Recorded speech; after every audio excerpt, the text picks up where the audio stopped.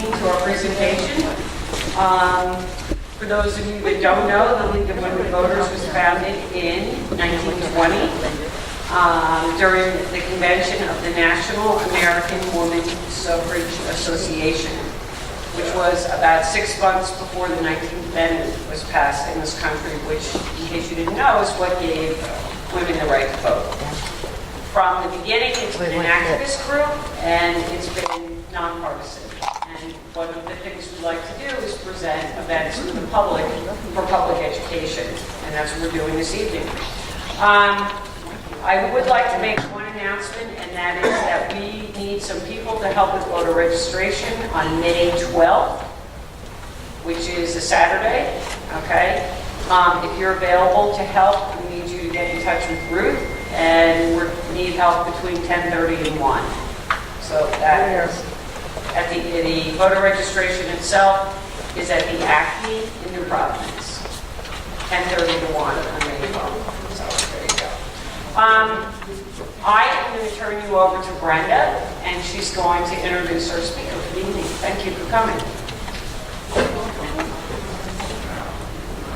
Do I have a treat for you tonight? We have quite a speaker.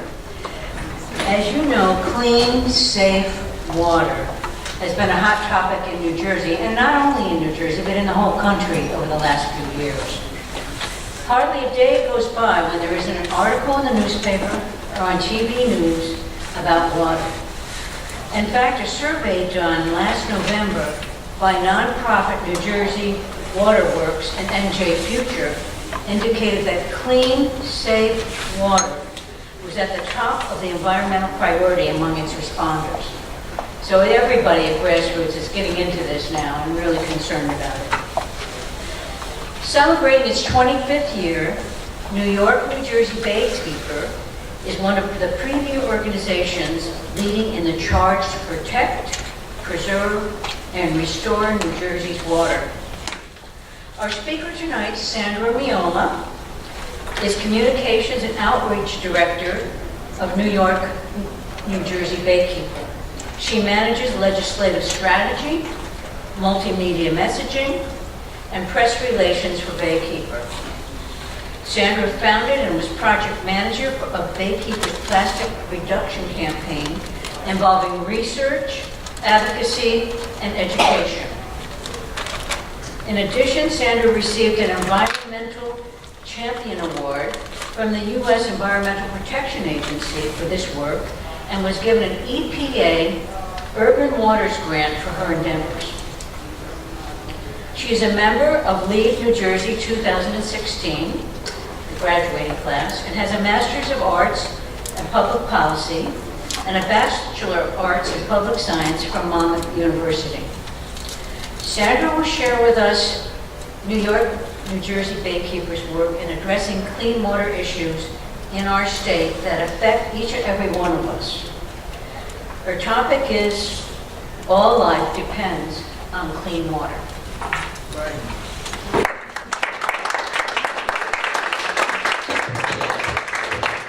Thank you so much for that humbling introduction, Brenda. I really appreciate you all being here and letting me speak to you all tonight. Can you hear me okay? Okay. I tend to walk around and I'm going to try not to trip over this, but so yeah, as Brenda mentioned, I'm Sandra. I'm the newly appointed policy director at Baykeeper. We've had some organizational transitions lately. If some of you know, our executive or former executive director, Debbie Mans, has moved to become the Deputy Commissioner at the State Department of Environmental Protection. So it's the first time in a really long time that advocate by training and education is within government, specifically at the DEP. So we're excited. It's bittersweet for us, and I'm filling in some, maybe one shoe for now, but so it's exciting. So for those of you who don't know about Baykeeper, we're an advocacy nonprofit group. We're a membership-based group. We focus on clean water advocacy within the New York, New Jersey Harbor Estuary, which basically means all 5 boroughs of Manhattan, of the city, and as well as northern and central New Jersey. It's a lot of area. We're only a staff of 6, but we do a pretty good job managing all of that work. So we have, slide please. I forgot where you were for a second. You're in front of me. So our mission is to protect, preserve, and restore the ecological integrity of these water bodies. Our three main programs, we have a conservation program where we protect and make sure that open space lands aren't developed into condos or some other projects that would inhibit that open space from remaining open space. This is a picture of Liberty State Park. Snowy owls love Liberty State Park. They migrate up there in the winter before heading up to the Arctic to breed. So it's so exciting to see that. I took this picture, and it's just so awesome to see them just kind of looking at me, and it's amazing. But, you know, this is a case in point of why we need to protect our open space. Throughout the 40-year history of Liberty State Park, the government, the state administration has been trying to kind of land grab pieces of the park to privatize and develop it. A marina proposal, a golf course expansion that would take away urban space from an urban community that virtually has nowhere to go in their concrete jungle. So it's really important for us to preserve this and maintain it. So we're currently fighting a golf course expansion at Liberty State Park now. You can read more about it and how you can help on our website. And during I'm speaking, feel free to interrupt me with any questions. I'd like to keep this casual and more of a conversation than just talking at you all. I'd like to hear what you have to say and think about these issues as well. The second program we have is our oyster restoration program. Oysters are basically extinct in our region due to overfishing and pollution that occurred in the late 1800s, early 1900s. So we serve to, we take volunteers out on our reef and we grow the oysters and we plant them at our sites. We have a site in Middletown at Naval Weapons Station Earl and another site in the Bronx River in the Bronx. Oysters are so important to our waterways because they're able to filter our water. They're filter feeders. So just one adult oyster can filter 50 gallons of water a day. It's incredible. They're also able to, they attract other species to kind of hide in their reef. And they defend against shoreline erosion and storm surge. So we like to think, in a perfect world, before Sandy, if we still had all of those oyster beds defending our coast, what would that storm damage have looked like? So we'd like to get there eventually. We also have our advocacy work, which I'm going to talk about shortly about our plastics campaign. But, a big part of our mission is making sure that people know that they have free public access to their local waterways. So we like to host several free kayak tours throughout the summer on the Bayshore region, and people love it. A lot of times they had no idea that they could get in their waterway. And it's like, no, this is yours to access. So it's rewarding. Next slide, please. So plastics. Plastic is everywhere. I first got involved in plastics when I first started at Baykeeper about 4.5 years ago, and it's been my baby ever since. Next slide, please. We didn't always have plastic. I love showing this photo of Audrey Hepburn because, especially when I speak to student groups, students say, well, what did we use before plastic bags? We used things like newspapers to line our garbage cans. And a lot of people assume they can't live on without this convenient substance that we've been so used to all of these years. Next slide. So how did it combust all of a sudden? So right after World War II, plastic production skyrocketed. Why do you guys think that is? Oil. I'm thinking of a social reason. What was the question? Why did plastic expand so quickly right after World War II? Because it was people were investing in it. Convenience? I'm thinking of okay, next slide I'll show you what I'm talking about. This throwaway living idea. After World War II, more and more women began entering the workforce and they didn't necessarily want to come home, cook dinner, and do the dirty dishes. So this idea of, okay, I could buy these reusable styrofoam plates and plastic cups and just throw them away is really, reduce on household chores. This is great. This is a Life magazine cover in 1955 that I love showing. And little do these folks know that we'd be dealing with this pollution years later. Can you go back 2 slides to my chart? So the sad part is, what's the big deal? Why does that matter? 50% of the plastics we use goes into a landfill or an incinerator. Less than 10% is recycled. A lot of people think that as long as you put your plastic water bottle in a recycling can, it's going to be made into another plastic product. That's sometimes necessarily not true. When the recycling is sent to the recycling center, they're separated out, they're formulated into these little cubes, and they're shipped to China. China they like to buy a lot of our recycled products. Not everything is recyclable, even if it says it's recyclable. So we try to, one of our main campaign messages is to stop plastic pollution. We need to stop it at its source, which simply means not using it. So together that's 60%. 40% is unaccounted for. 40% is ending up in our environment, in our local waterways. Next 2 slides, please. I just like to show these funny images, how reliant we are on the plastics as the decades progress since World War II. Next slide. Even stranger, I find this so strange.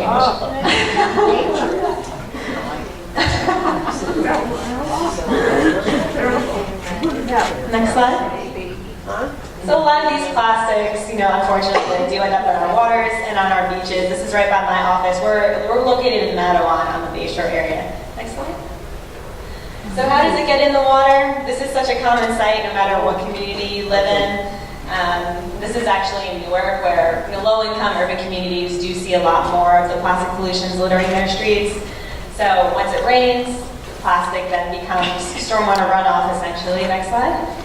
And eventually it ends up being discharged into one out of these pipes. It's called this combined sewer overflow pipe. Has anyone heard that term, combined sewer overflow? Yeah. So a combined sewer overflow pipe is essentially a pipe with, so the rainwater collects in the same pipe as the municipal stormwater, the stuff you're flushing down the toilet, showering with. It's all connecting in a single pipe and being directed to the wastewater treatment plant.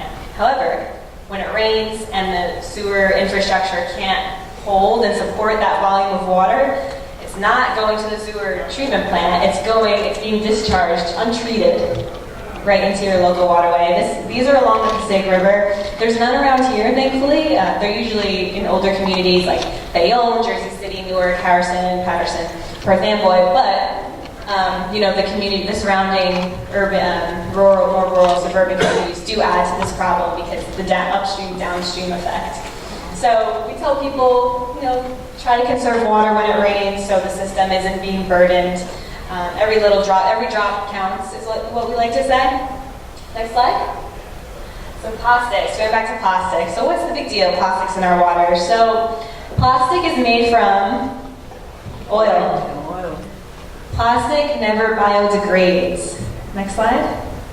It breaks up, but it never fully goes away. It breaks down into smaller, tiny pieces where it's mistaken by fish for food. The plastic bioaccumulates in the fish tissue as well as the contaminants that are attached to the plastic. And we're possibly consuming some sort of microplastic in the seafood that we're eating. I don't mean to say this to scare all of you, it's just factual right now. There have been studies done out in California that looked at shellfish like mussels and oysters, and the average amount of microplastic in any given oyster is about 12. And these are plastic particles that are so small you can't really see with your naked eye. So it is alarming. And there was another study that was recently done by Orb magazine, and they looked at every popular bottled water company, and they saw dozens of microplastic particles in the bottled water. So, I like showing this picture. This was taken by one of my colleagues working on the same issue as I am out in California. He was on his boat, he got hungry, he caught a fish, he tried to fillet it, and these are all the plastic pieces he found in its belly. Yes? Is the water that we're getting from our public water supplies also contaminated with microplastic? Hasn't been tested yet for microplastics specifically. I would love to. I just need funding for a project to do that. So, you would think, it's everywhere. People have studied out in California, the same researcher who took this photo, he was climbing trees and catching the microplastics in the air from right outside laundromats, because the fleece that we wear, the fleece sweatshirts, those are plastic fibers essentially, and some of those wash out in the drain, and then when they're getting out into the air. So it is everywhere, and it's incredible. However, I don't want to make the problem sound so large that there's nothing we can do about it. I'll get to that later, but there are a lot of simple steps that we can take. Next slide. This is another depressing photo, but it's a fish with a plastic ring around its neck, likely from the 6-ring soda can material. We found this off of our boat last summer. Next slide. And we see this all the time. Birds on the beaches with plastic in their bellies. Next slide.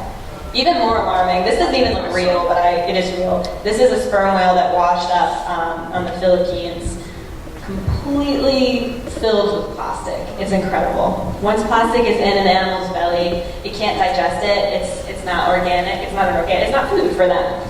So unfortunately, they feel full because it's not going anywhere, and they starve to death. Next slide. And then this is my last depressing slide, I think. But turtles. We have tons of turtles in New Jersey. I was at Cheesequake State Park yesterday going for a hike, and I saw so many in the water, and it made me think of this, and I added a slide in. But turtles primarily out in the ocean eat jellyfish. A jellyfish looks exactly the same as a plastic bag in the water. Next slide. We've been doing some fish exposure to plastic with our partners at Rutgers University. We take zebrafish. Zebrafish are essentially the white lab mouse in the aquatic research sphere. And we noticed when we exposed these larval fish to the plastic compounds that they exhibited heart defects and growth abnormalities. So alarming, and we're just trying to connect the dots to what this means, and then hopefully eventually we need to figure out what it means for us as humans. Next slide. Let's go back to the positive messaging. So. These are seals off of Sandy Hook. Every winter they like to hang out there. It's quiet there. Everyone's kind of cleared out. They come during the winter. We hold seal walks every winter to kind of go see them. We limit to only 10 people because they do get scared if they see a lot of bright colors and loud voices. But it just goes to serve like what we're here to really protect. It's us, it's our health, but it's also, these living creatures that have so much working against them now. Next slide. Whose photo is that? That's our photo. Yeah. So this brings me to our project goals. So I first started talking about this problem with elected officials, senators, and assembly members a few years ago, and the first thing they told me was, well, how bad is the problem? Show me the numbers. I didn't have any numbers. No one has done research quantifying the amount of plastics in the Passaic River, in the harbor, in Garden Bay, so we did it. Next slide. These are the sites we sampled our first year of doing it. My office is right down here. And we have a boat, so we're able to get on the boat and sample all these sites all throughout the harbor with a goal of not only bringing about policy changes, but changing behavior too through education. Next slide. So how do we do this? This is the net we used. I wish I could have brought this with me today, but it is enormous and very awkwardly shaped. But it's a manta trawl net. It's called a manta net because it kind of looks like a manta ray fish. And it's designed to catch all the floating material off of the surface of the water. You can kind of see, but it extends out about 6 feet. We trawl on our boat about 30 minutes or so and then bring up the net and see what we have. Next slide. These were our interns a couple years ago, a wonderful group of students from Eastside High School in Newark.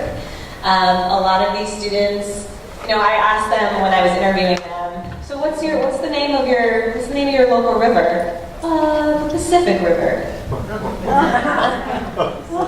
This just goes to show how there's such a disconnect between these urban students and their environment. It's their waterway, and it's really a shame. But this is in Chatham, where they're sampling now, and at first, some of these students, Dave in particular, he was very hesitant to go into the water, and he said, "Are there alligators? Are there going to be sharks that eat me?" No. And by the end of the project, he was teaching the younger students how to do this work, and he was really inspired. And now he's working for an environmental consulting company and doing really well. So it's empowering these students in these neighborhoods that really don't have a lot of resources. Next slide. If the water is shallow enough, we do just simply walk into it. These are tall interns, thankfully. Next slide. If the water is too shallow for a boat and too high to walk into, we simply just tie off the net on a dock and catch the sample and collect the sample that way. Next slide. So our sample usually looks like this when we bring it up. A lot of twigs, a lot of organic material, leaves and such. But there's a lot of plastic in it too, and most of it you can't even see. This is what it looks like once we rinse out the net and into our bucket on board. You can see a lollipop stick, a candy wrapper, but if you look closely, a lot of little kind of what looks like plastic, some styrofoam. Next slide. What the arrow is, I don't know if this is really small to see, but what the arrow is pointing to, this little blue dot, that's a plastic microbead that were found in a lot of toothpaste and facial scrubs a few years ago. Luckily, President Obama passed a piece of legislation in 2016 that banned personal care product companies from using plastics in their products. We shouldn't be, this is when I first found out about this. Someone called me and said, hey, is Baykeeper working on, the bill in New Jersey to ban plastic microbeads in toothpaste? I said, wait, you mean to tell me I'm brushing my teeth with plastic? What? So, absolutely appalling, and it just kind of went under the radar. But we did find a lot of these beads. Next slide. Once we had our sample, we went back to Rutgers University where we processed the sample with the goal of being able to count and categorize the type of plastics we were finding. Next slide.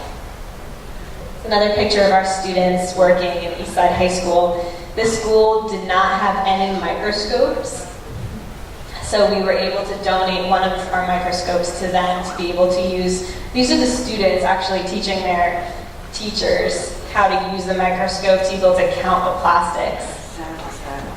Very sad. But, they're doing great now. So the type of plastics we found, and we're categorizing them, these were the most common types. The film from plastic bags, the foam from coffee cups, your clamshell restaurant takeouts, the pellets, the microbeads, and the pre-production plastic pellets. We found a lot of those. Line, fishing line, and then the clothing fibers I mentioned. And lastly, fragments, just unidentifiable pieces of plastic. This is what a usual sample would look like. These little round pellets are called nurdles. They're the pre-production plastic. They're melted down and they're essentially used to create any sort of plastic we use today, whether it's bottles or a TV remote. Next slide. This is a plastic microbead from a toothpaste or a facial scrub under the microscope. That little hair it has is probably break off from the plastic bag. Next slide. So just a little bit of a breakdown of our results. So 85% of the plastics we found in our samples were microplastics, meaning that they were smaller than the size of a grain of rice. So all these things so tiny, so easily mistakable by the aquatic life in our waters to eat and passing up the food chain. The most abundant type of plastic we found was the styrofoam, which wasn't really surprising because styrofoam is so brittle and breaks apart so easily. Next slide. We also sampled the Raritan River. We found that the more plastics we found were closer to the bay and closer to the urban areas, which was expected. Next slide. But in the Passaic River, where, this is our home water body over here, we found the opposite. We hypothesized that more of the plastics would be in the Newark, Bay area, Kearney, the really urban spots, where all these black dots are signifying the combined sewer outfall section. So we thought, okay, it's going to be higher there. Totally wrong. As you can see from my density little cheat sheet over here, the highest we found was Fairfield, followed by Berkeley Heights, yes. Which is right here, right? Why? We don't know. There's a sewage treatment plant. There is. There is a sewage treatment plant in Berkeley Heights. We don't know. There's one in Providence. West of Berkeley Heights, as I remember, there used to be a fireworks plant and something else. So it could be residual from that, even though they've not been there for 40 years. That's alarming. That's definitely alarming. And, you know, if you guys have any tips like that that we can use to identify the sources of plastic pollution, feel free to email me. I'll show my email address at the very end. In Millington. Great, okay. Yeah, I mean, we were alarmed by this. Why? I mean, we only sampled a few times each site, so it's not, I can't definitively certainly say there are definitely 100% more plastics in Berkeley Heights than there are in Newark. I can't say that. I don't have enough samples, and I don't believe that. So I do think there's more plastics in Newark. The data that we got just isn't showing it. But it is interesting. 43,000, yeah, it's insane. So, next slide. We also did a litter survey, and this is something, if you guys want to be really active with this and see a real passion for litter and combating it, we did a land litter survey where we chose 5 sites in Newark where we would simply just walk a quarter mile down the block and pick up the trash as we went. After we picked up all that trash, we kind of collected it all together, and we had data sheets where we would tally the type of plastic as well as the brand. So then we can go back and say, okay, so all of these straws are coming from Dunkin' Donuts. All of these cups are coming from the corner convenience store, and kind of target and message those possible sources to connect those two. Really interesting project.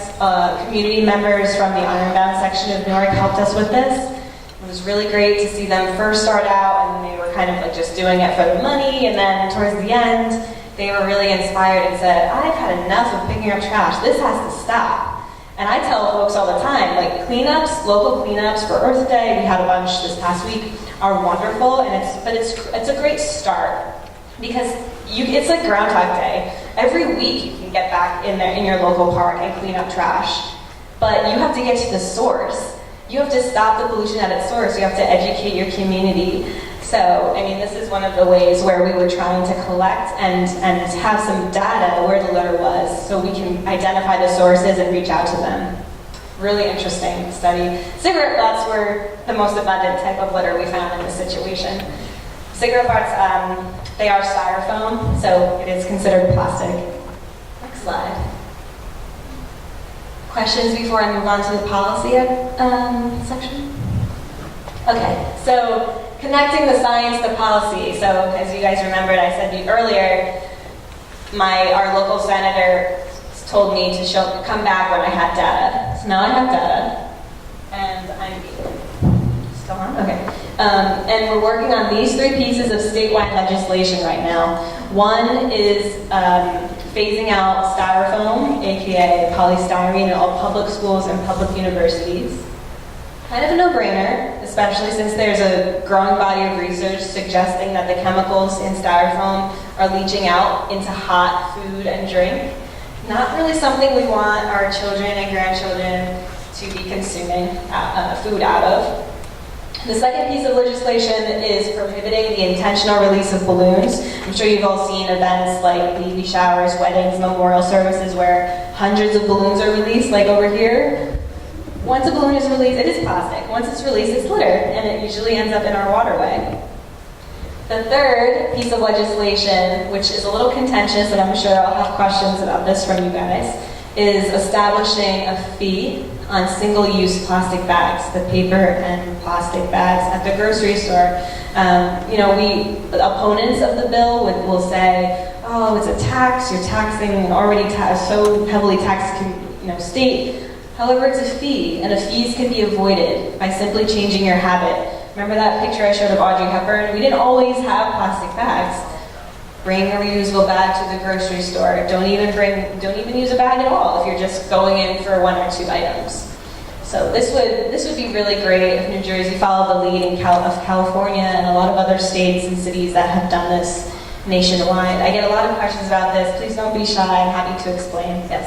Is there anywhere where there is a tax so that the government can benefit from bad habits? Yes. So there are fee structures. There's one. So in Washington, D.C. is the best example of this, nearby at least.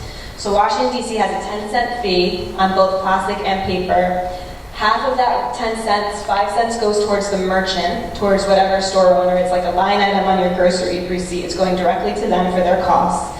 The other 5 cents is going to a specific fund to abate, it's for litter abatement, making sure that, residents, especially low-income residents, have reusable bags, so they're able, so they don't have to pay this fee, and they have those resources.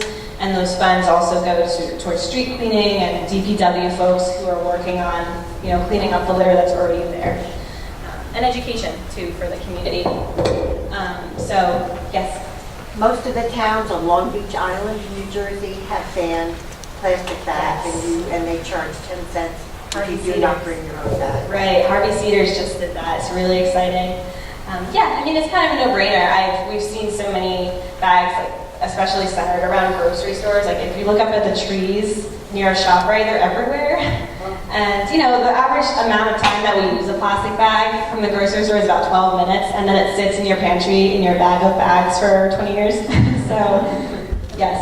Are these bills, did any of them pass yet, or they're still in committee, or they're... Each one of them are in committee. You can contact your local senator and assembly members in your district, and you can tell them that you support, and you can give the exact bill number. Do you have a Did you have a question? I know you had your hand up before. Behind you? Yeah, I was just wondering if they were state or federal. State. State of New Jersey. Do you have a sense as to how broad the support is among the legislators and congressmen for Yes. these bills at this point? Yeah, so the Republican senators and assembly members are hesitant because they don't want to overburden their constituents, which is understandable. On the Democratic side, there is an appetite for it. There are several bill sponsors for each of them on both the Assembly and the Senate side, most Democratic. The balloon bill is bipartisan, and that's just a no-brainer. I mean, that's not political. That shouldn't be, none of these should really be political. It's the environmental policy sector is so connected to public health and economics, and if we want to do better, and the Murphy administration has, in their recommendations when Murphy first went in, the Energy and Environment Transition Team recommended that plastic prevention, litter would be one of their priorities. So yes. I was thinking that the double whammy, when you bring home fish or chicken or meat, it's in styrofoam and plastic. Yes. And I was wondering, because I don't know what they did in the 30s and 40s, how did people bring home meat? Was it wrapped in paper or what? What did they? Paper? What's your paper? What kind of Wax paper? Wax paper?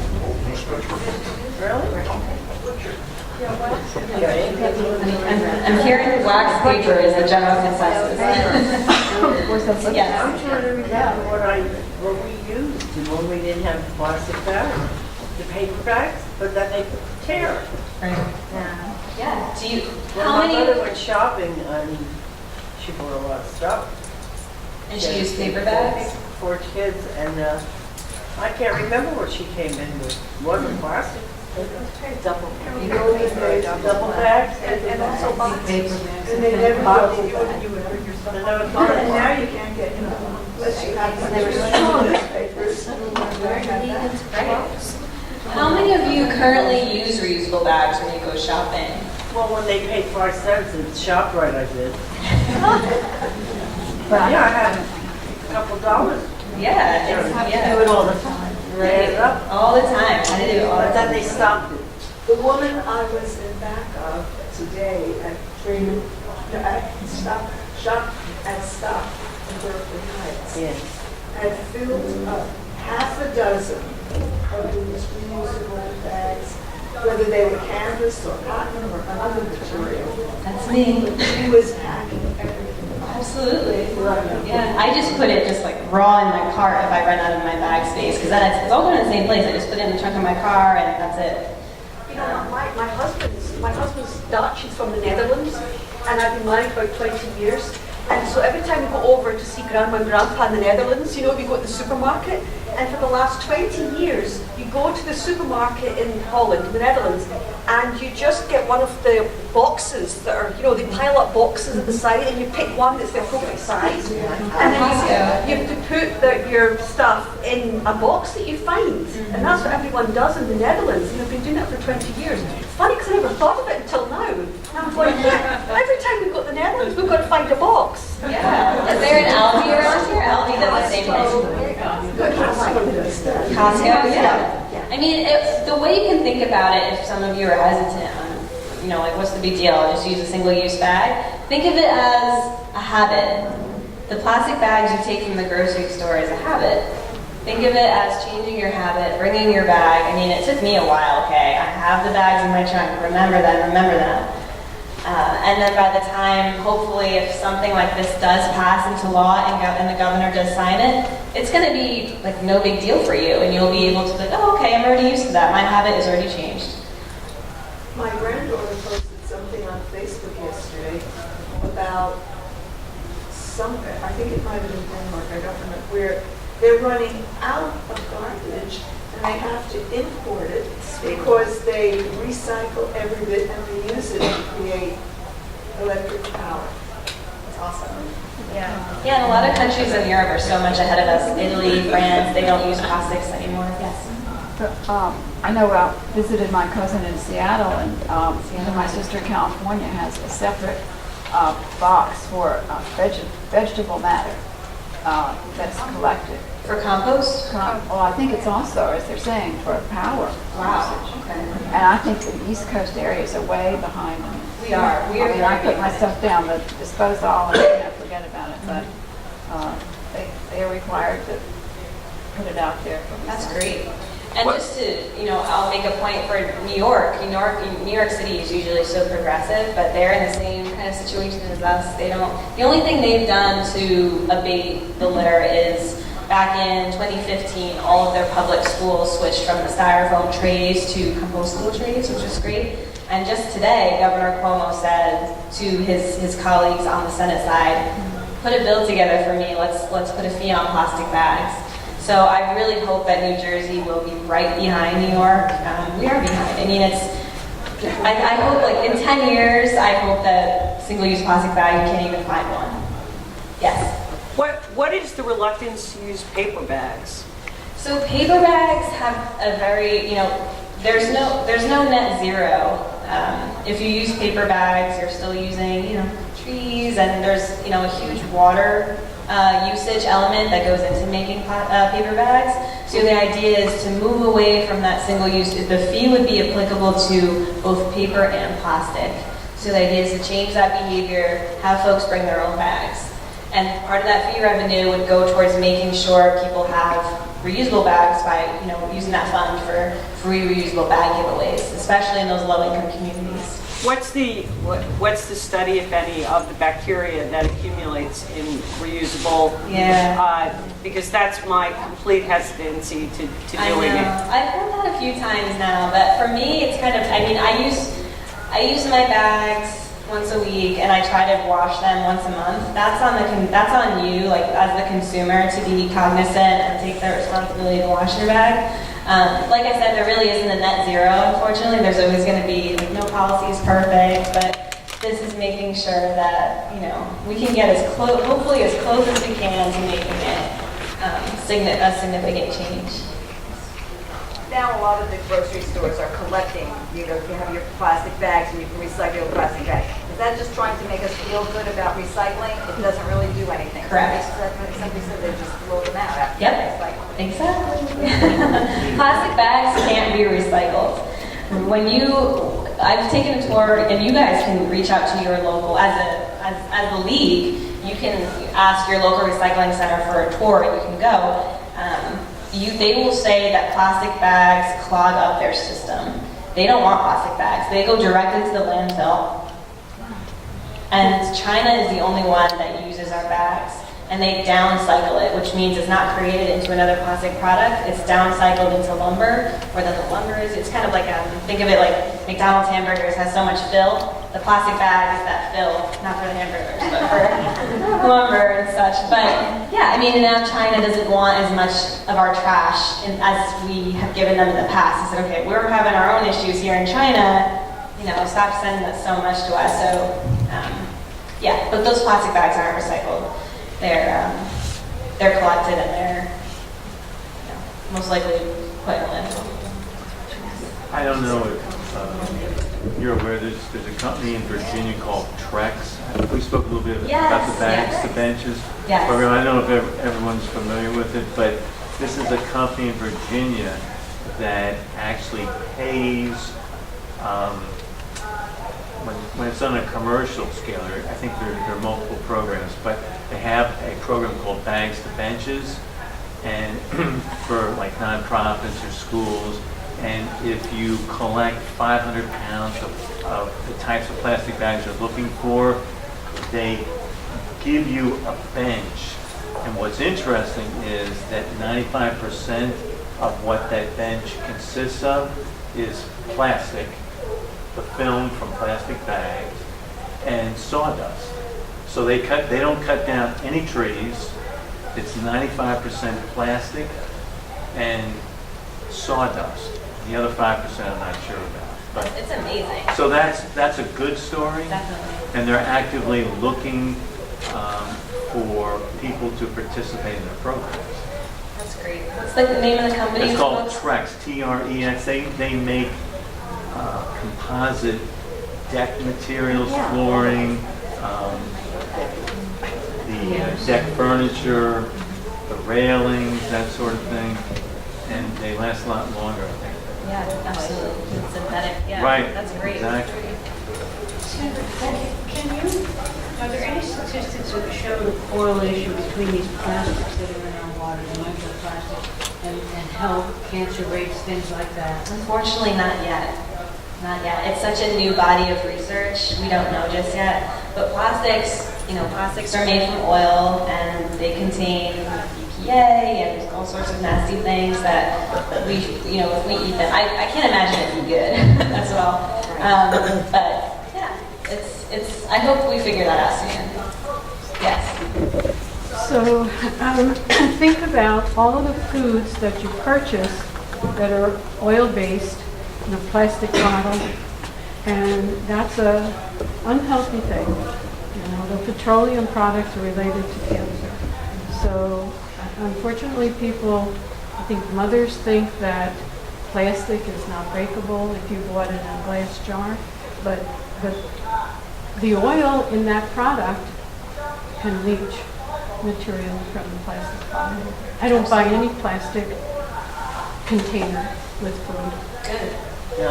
Have you all seen the potatoes I buy wrapped things in in glass. plastics and I the buy oranges things- wrapped in plastic, all sorts of Right. food and vegetables? Why are they wrapped in plastic? Corn. I see it all the time. It makes me crazy, but Peanut butter is 50% oil, and all the peanut butters, except for 1 or 2 brands, are in plastic jars. glass jars. What do you think of kids? Yeah. Next slide.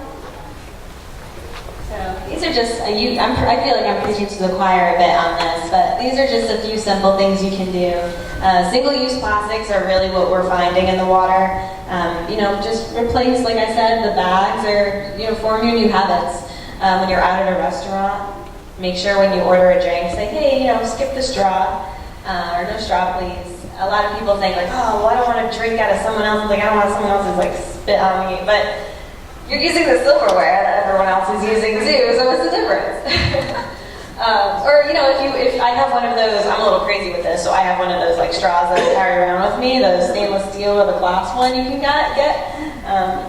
Little things, you can do your part that way. When you're I use number 6 a lot. When I'm out and I want to take my leftovers home, I just ask for a piece of aluminum foil. And usually I don't get any strange looks. They're like, oh, sure, yeah. Just wrap it up in aluminum foil. Aluminum foil, you can put it in the recycling bin too. There's a huge market for aluminum.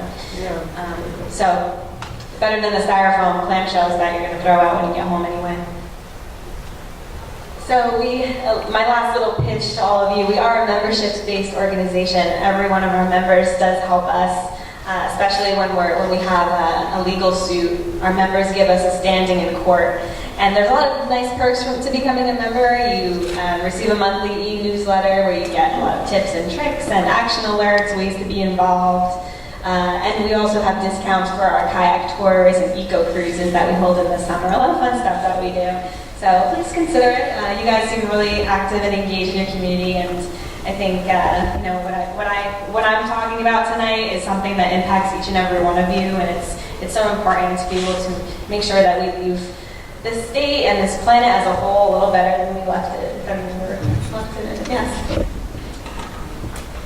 Yeah, you. I've got a couple of questions. One, do you have a lobbyist that works with your group? That is me. Oh, okay. All right. And there are other groups that I know we support, Save Barnegat Bay. Yes. And Clean Water Action. Yes. And then Reclaim the Reclaim the Bay. Bay. So do you work together with these other We do, yeah. nonprofits? We do. We collaborate a lot. Save Barnegat Bay and Reclaim the Bay are focused solely on the Barnegat area. Our coverage, our Barnegat geographic... Bay, so it's all Point Pleasant, Point Seaside. Pleasant. That's what they cover. Brigantine. Right. Our geographical area is a little north of that. We're at Sandy Hook Bay and north to the Hudson River. So Old, Central, and Northern New Jersey. They're like our southern counterpoints. And Clean Water Action is a statewide group, and we work very closely with them. I actually just had a call with their organizer about those legislative pieces that we've been lobbying for, and they've been great. So yeah, we partner a lot with other. It's like a soup of environmental organizations in the state, which is great. You mentioned earlier about the upriver, downriver effect, and you were going to give more detail about that. Can you have to share that? Sure, yeah. So, as an upstream community, this entire area, Berkeley, IH, Chatham, Summit, you're upstream from Newark, technically, in the Snake River, even though the Snake River is kind of like a W. But, I tell kids all the time, I tell a student, if you litter, your trash might end up in the system all the way down to Newark and then into the bay and then into the ocean. So that's how the process usually works. And it's everything downstream is affected by upstream. It's all flowing, and the Snake River is tidal. Did I answer your question?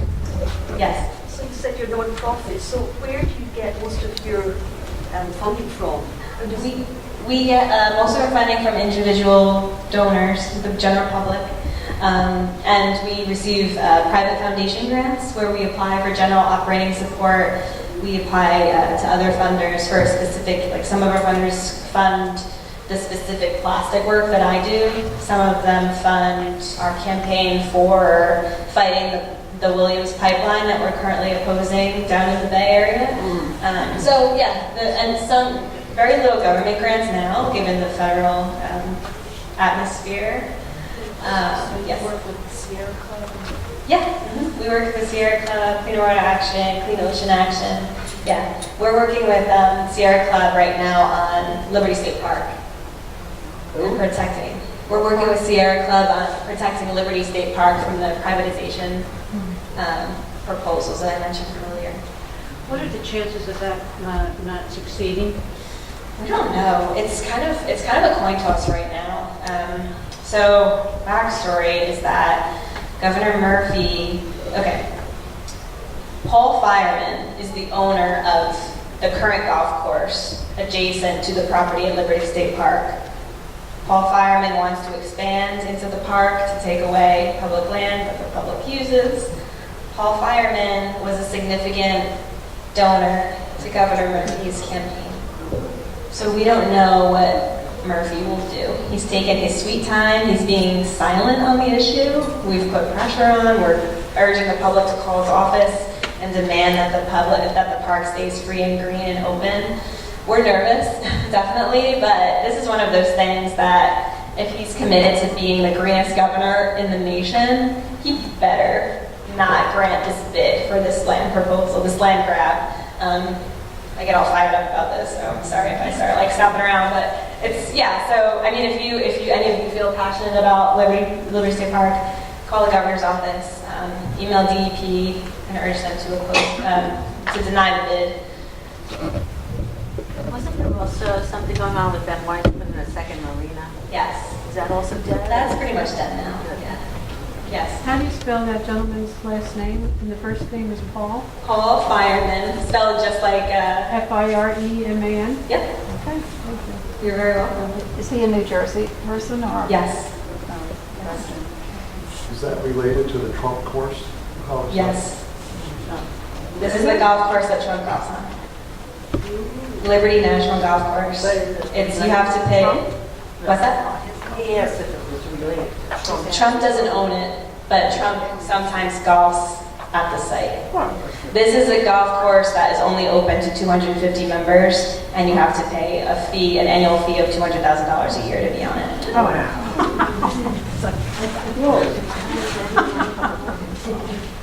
There's lots more information on our website. If you go to NYNJGatekeeper/SaveLSP, there's a lot of more information. We're on social media too, if any of you are active on Facebook. Yes. I want to get back to the thing with the big circle around Berkeley Heights. Yeah. Unfortunately, our environmental commission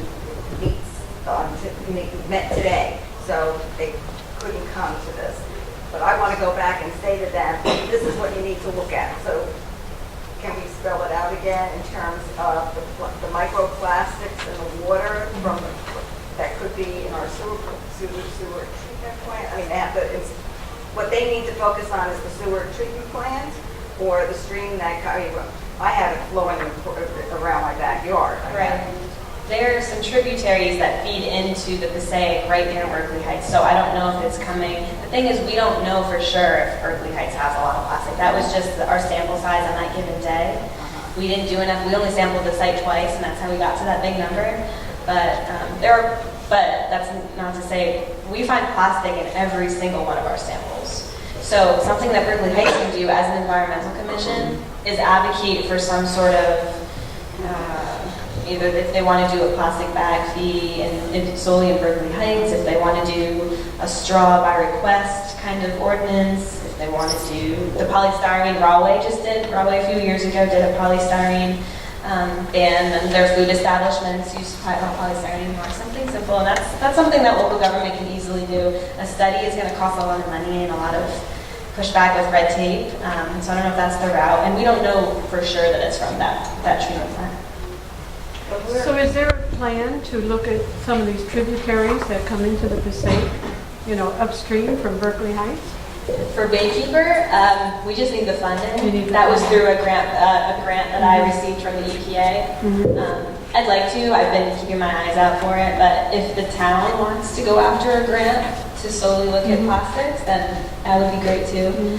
More research is definitely done. It's like I said, it's a value research that is just barely scraped the surface. So you think Rutgers and some of other universities can help you? Yeah, Rutgers has been a huge help for us. New Jersey City University has also been getting their feet wet in this research. Raritan Valley Community College, Montclair. The Great Swamp Watershed Association has kind of adopted the same river. They're calling it from source to sea, and so they can be able to look at those plastics. Yeah, hopefully. We work closely with Sally Rubin at the Great Swamp Watershed Association. Could you repeat the? Oh, sure. She asked, we could work with the Great Swamp Watershed Association. They're now an affiliate of Baykeepers, actually. They're now the Passaic River Keeper. What's that? Great Swamp Farm? Great Swamp. Great Swamp. Great Swamp, yeah. So I know they're interested. I was working with the woman over there, Sandra Levine, and they're interested in doing a pilot study as well. And it'll be great because Baykeeper has our research, and then connecting it to the more localized rivers and seeing how the data differs and where we can really hone in on the source reduction. So what will we put our garbage in? What to do with the plastic bags? What is going to hold it together? So you can still use, your regular Hefty, the big bags. Those are enough. When you go to the grocery, not the little ones. The little ones are the only ones that would be cost. The big ones are okay? The big ones, the Hefty bags, those are fine. Like the 20-gallon ones, those are fine. They're okay? They're biodegradable? They aren't biodegradable, but there isn't a policy, the landfills and, the waste management wouldn't be able to handle it if it wasn't in plastic. So we haven't gotten there yet, but this is a start. The single-use plastic bags we get at a grocery store, those are the bags I'm talking about. Those are the only ones that are applicable. It's not applicable to your produce, the produce plastic bags, the ones you put like your apples in. You can still use those. They're still going to put like the meat and the fish in the plastics. Those are off, excluded, exempted. What do you mean by, how is something biodegradable? I understand there's some microbes that will chomp down on some plastics, but what does biodegradable mean? So plastic in and of itself is not biodegradable. It will live on for hundreds of years. It'll just break up rather than break down, if that makes sense. Right. But those big bags that you're talking about for the garbage cans, how are they biodegradable? They are not biodegradable. They're not. No. She's just saying they're not in the law that they're proposing. The law is not going to apply to them. Right. So some cities, you have to put your garbage, compost stuff in one receptacle, and other trash is separate. I mean, Philadelphia has had that system for years. That's what I was mentioning. Yeah. Seattle has it. Yeah. In California. Yeah. You can, we always encourage folks to compost at home. There's a few compost facilities throughout the state, but not a lot. It's really not something New Jersey does. Hopefully that'll change too. But you can do it at home. I'm just amazed that when you think of all the people, when we go to our faucet, we turn it on and we don't think any more about it. I do, but I wonder, and how long is this going to last that we have clean water? And I think they should stop this bottled water. I think it's a waste. All these plastic bottles all over. Yeah, you drink out of them once and then you discard them. You drink out of those plastic bottles once and then you get rid of them. Yeah. Speaking of that, I, along with the whole group, were at a school in Newark Saturday on a service project. They cannot use any of their water for drinking because of lead in the pipes. So they have to use bottled water. Neighborhood that's affected, and they're all drinking from plastic bottles. Same thing with Flint, Michigan is still drinking out of plastic bottles. So we do have to, I'm glad you raised that point, we do have to be somewhat sensitive to that kind of issue. But tap water in like Newark and Jersey City, they're so old, the piping, the wastewater and drinking water infrastructure it needs to be upgraded. It's lead contaminated. But for the newer communities, the suburban communities like in here, around this area, down in Monmouth County, our tap water is generally safe. All right, well, thank you all so much. I really had a good time.